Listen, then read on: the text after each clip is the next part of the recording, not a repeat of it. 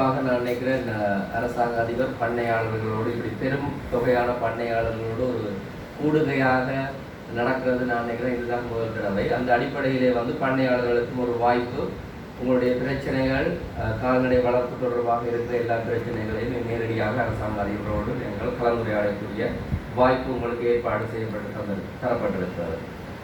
குறிப்பாக இந்த கூட்டம் ஒரு தொடர்ச்சியான கூட்டத்தில் இதுவும் ஒரு அங்கமாக இருக்கிறது. உங்களுக்கு அந்த பிரச்சனைகள் உங்களுக்கு தெரிந்திருக்க வேண்டும். எங்களுடைய அரசாங்க அதிபர் குறிப்பிட்டது போல 2ஆம் மாதம் அளவிலே மன்னார் மக்கள் மாட்டிறைச்சியை பெற்றுக்கொள்வதிலே படுகிறதான சிரமங்கள் குறித்த முறைப்பாடுகள் அவருக்கு கிடைக்கப்பெற்றதற்கு இணங்க தொடர்ச்சியாக கூடுகைகள் ஏற்பாடு செய்யப்பட்டு சில தீர்மானங்களும் நிறைவேற்றப்பட்டு கொண்டு வந்தது. அந்த அடிப்படையில் குறிப்பாக அவர் சொன்னது போல மாட்டிறைச்சியினுடைய விலைகள் தீர்மானிக்கப்பட்டிருந்தது. ஆனால் அந்த மாட்டிறைச்சி விலைகள் தீர்மானிக்கப்பட்டிருந்தாலும் கூட கடைகளிலே அந்த விலைகளுக்கு பயனாளிகளுக்கு அல்லது நுகர்வோருக்கு அந்த விலையிலே சரியான தரமான நிறையோடு கூடிய இறைச்சி கிடைக்காத பிரச்சனை தொடர்ச்சியாக இருந்து கொண்டிருக்கிறது. அப்ப அந்த அடிப்படையில மாட்டிறைச்சி குத்தகைக்கு எடுத்தவர்களோடும் கூட ஒரு கூட்டம் நேற்றைய தினத்திலும் ஒழுங்கு செய்யப்பட்டு அங்கே கலந்துரையாடப்பட்டது. அவர்களிடத்திலே இருந்து வந்த முறைப்பாடு பண்ணையாளர்கள் சார்பாக நிறைய இருந்தது. அதே நேரத்தில் எங்களுக்கு தெரியும் பண்ணையாளர்களுக்கும் அவர்கள் சார்ந்து அநேக முறைப்பாடுகள் அங்கே இருக்கும். அப்ப இதற்கு முதல் நாங்கள் எங்களுடைய மன்னார் மாவட்டத்தினுடைய நிலைமையை ஒரு தடவை நான் உங்களுக்கு சொல்லி நாங்கள் தொடர்ந்து ஏனைய காரியங்களை உரையாடலாம் என்று சொல்லி, இப்போ மன்னார் மாவட்டத்தில் தொடர்ச்சியாக எங்களுக்கு இந்த கால்நடைகள் வளர்ப்புல பால் உற்பத்தி எங்களுக்கு ஒரு போதுமான அளவு உற்பத்தி இருந்த பொழுதிலும் எங்களுக்கு மாட்டு இறைச்சியினுடைய உற்பத்தி தேவைக்கு அதிகமாகவே இருக்கிறது. குறிப்பாக எங்களுக்கு ஒரு வருஷத்துல கிட்டத்தட்ட 6500 7000 கன்றுகள் எங்களுக்கு பிறக்கின்றது. அப்ப அதுல எங்களுக்கு சரிக்கு அரைவாசியாக நாங்க பார்த்தோம்னு சொன்னால் 3500 ஆண் கன்றுகளும் 3500 பெண் கன்றுகளும் இருக்கிற ஒரு நிலைப்பாடு இருக்கிறது. ஆகவே எங்களுடைய கடந்த கால புள்ளி விவரங்களை நாங்கள் பார்க்கின்ற பொழுது ஒரு வருடத்துக்கு மன்னார் மாவட்டத்தில் இருந்து வெளி மாவட்டங்களுக்கு செல்லுகின்ற கால்நடைகளின் எண்ணிக்கை ஆக கூடுதலாக இதுவரைக்கும் பதியப்பட்டது 1200. அப்ப அந்த அடிப்படையில நாங்க பார்த்தோம் என்று சொன்னால் இது ஒரு திறந்த பொருளாதாரமா இருக்கிறபடினாலே மாடுகளை நாங்கள் எங்கேயும் விற்பதற்கு பண்ணையாளர்களுக்கு அந்த அதிகாரம் இருக்கிறது, அவர்களுக்கு அந்த உரிமையும் இருக்கிறது. உற்பத்தி பொருளை எங்க கொடுக்க வேண்டும் என்ற உரிமை அவர்களுக்கு இருக்கிறது. அதே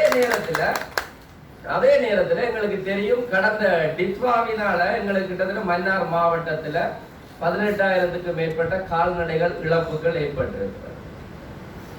அதனை தொடர்ந்து நாங்கள் வெளி மாவட்டங்களுக்கு மாடுகளை கொடுக்கிறத நாங்கள் நிறுத்தி வைத்திருந்தோம். காரணம் என்னென்று சொன்னால் எங்களுடைய இனம் மீண்டுமாக அது பெருக வேண்டும், இனவிருத்தி அடைய வேண்டும் என்ற காரணத்துக்காக அது நிறுத்தப்பட்டிருந்தது. ஆனாலும் இந்த குர்பான் சீசன்ல அந்த முடிவுகள் தளர்த்தப்பட்டது. காரணம் எவ்வளவு இழப்புகள் இருந்தாலும் மிஞ்சி இருக்கிற சில கால்நடைகளை நல்ல விலைக்கு விற்கக்கூடிய வாய்ப்பு அவர்களுக்கு வழங்கப்பட்டது.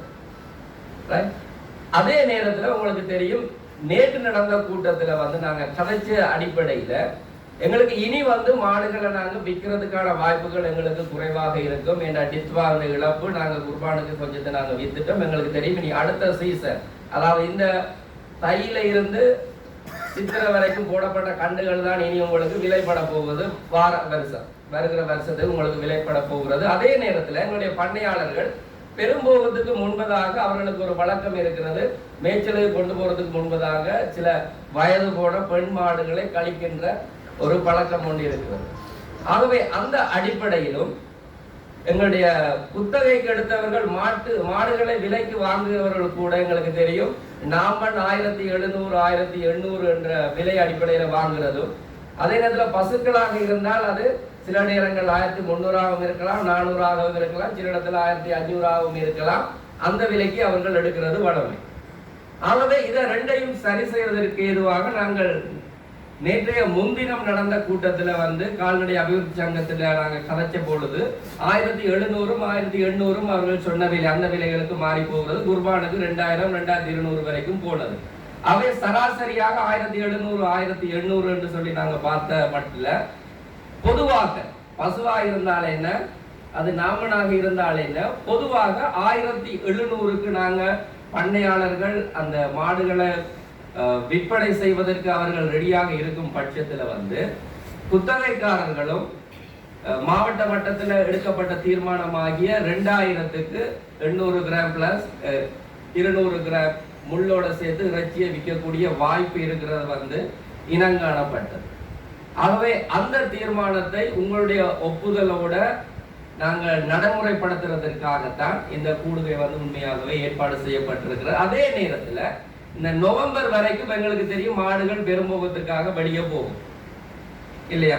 அப்ப அந்த நேரத்தில் எங்களுடைய பண்ணையாளர்கள் மாடுகளை கழிக்க வேண்டிய தேவை இருக்கிறது. ஆகவே அது வரைக்கும் இந்த 1700 ரூபாய் விலையில பெண் மாடுகளை கழிக்கிறதுக்கான வாய்ப்புகளும் உங்களுக்கு கூடுதலாக இருக்கிறது. அதுக்கு பிறகு நாங்கள் பெரும்போகத்தில் இறங்கிட்ட மாடு விற்பனை இல்லை. ஆகவே நவம்பர் வரைக்கும் நாங்கள் மாடுகளை தற்பொழுது வெளியே நாங்கள் கொடுக்கிறதையும் நாங்கள் என்ன செய்கிறோம், நிறுத்துறது. இது நிரந்தரமான நிறுத்துகை அல்ல, அதை நீங்க தெளிவாக விளங்கிக் கொள்ள வேண்டும். இது நவம்பர் வரைக்கும் நாங்கள் என்ன செய்கிறோம், மாடுகள் வெளி மாவட்டங்களுக்கு போறதை நாங்கள் தடை செய்ததாக நாங்கள் யோசித்திருந்தோம்.